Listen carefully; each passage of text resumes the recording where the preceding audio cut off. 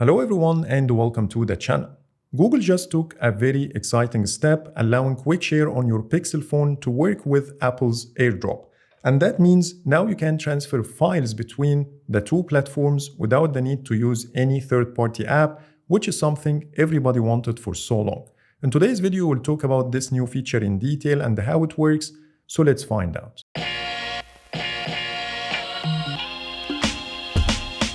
Let's start the video by talking about the compatibility. This feature is only available on the Pixel 10 models for now, starting from the base model all the way up to the Pixel Fold.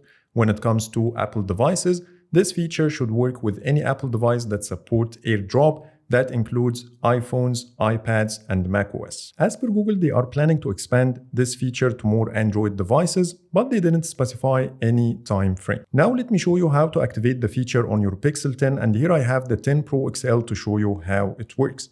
The first thing you need to do is to head over to Settings, then the Profile menu, then All Services, scroll down a bit until you find System Services, and here you should see something called Quick Share Extension. You should see an update button over here, but because I already did it, now it says Remove Updates. Once you finish the update, restart your phone, and the feature will be automatically activated. So how did Google achieve this? As per Android Authority, Google shared a statement with them stating that they accomplished this through their own implementation, and they also use their own privacy and security teams and engaged with a third-party security firm to pen test the solution. So it's not a partnership between Apple and Google. Is Apple going to push back, remain silent, or start working with Google to make the feature better?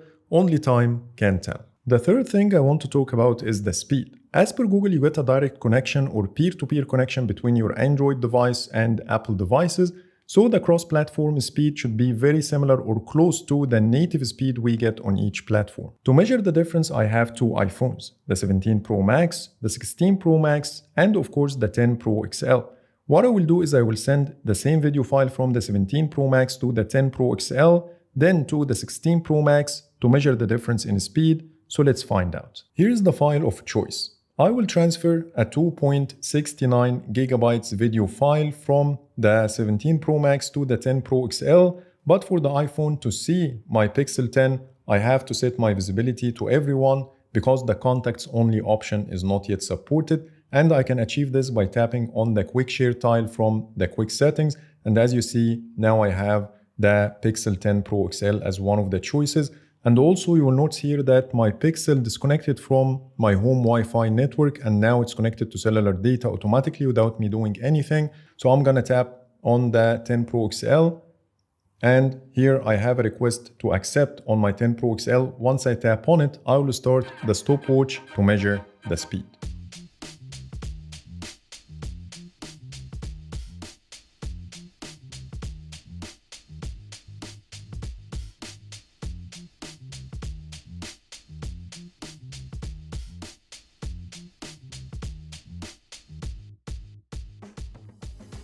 As you saw, the speed didn't meet my expectations. It took an insane amount of time, 32 minutes, which is too slow and no way near the average speed of quick share when used on two Android phones. Now let's transfer the same file to the 16 Pro Max under the same conditions to see how long it will take. Transferring the same file between the two iPhones took only 48 seconds, which is a massive difference between the two. The second scenario I want to test is to disconnect the 17 Pro Max from my home Wi-Fi network, same as the 10 Pro XL, as if I'm out and about and transferring files with one of my friends. So let's see if that makes any difference. So I will open the same video file and go to the receive page on quick share and give it another try to see what's gonna happen.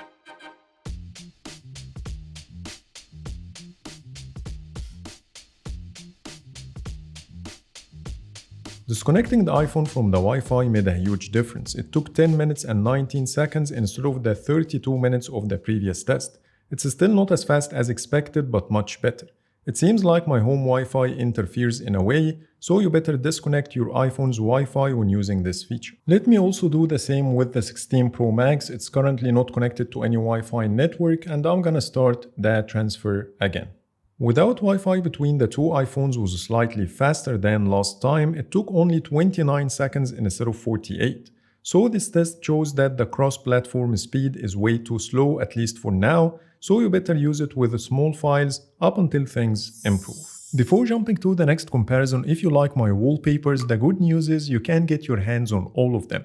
If you are an iOS user, they are available for download through my Patreon's page, and for Android, you can download the channel's wallpapers by In-Depth Tech Reviews app from Google Play Store.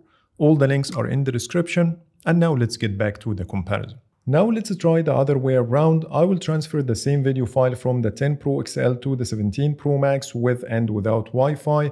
And by the way, I deleted the video file from the 17 Pro Max storage just in case.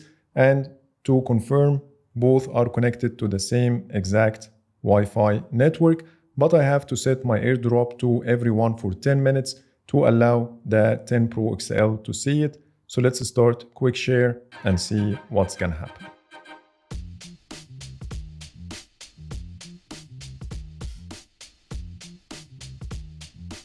Sending the same file from the 10 Pro XL to the 17 Pro Max failed after 8 minutes and 24 seconds. So it seems like things are not yet stable. And the last scenario I want to try is to send the file again from the 10 Pro XL to the 17 Pro Max with the Wi-Fi disconnected.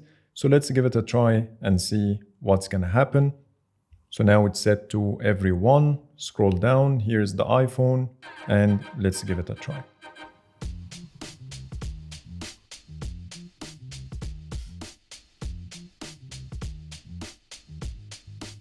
Trying again without Wi-Fi, it failed after 9 minutes and 50 seconds, which confirms that the feature is not stable, especially when sending files from Android to iOS. So here's my final thoughts. Having the ability to share files between iOS and Android natively is definitely a great addition, and I'm really impressed. However, it seems like Google needs some time to improve things.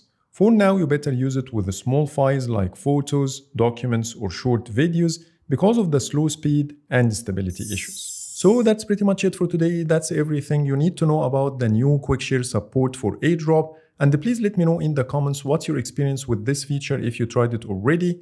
But for now, thanks so much for watching and see you in the next video.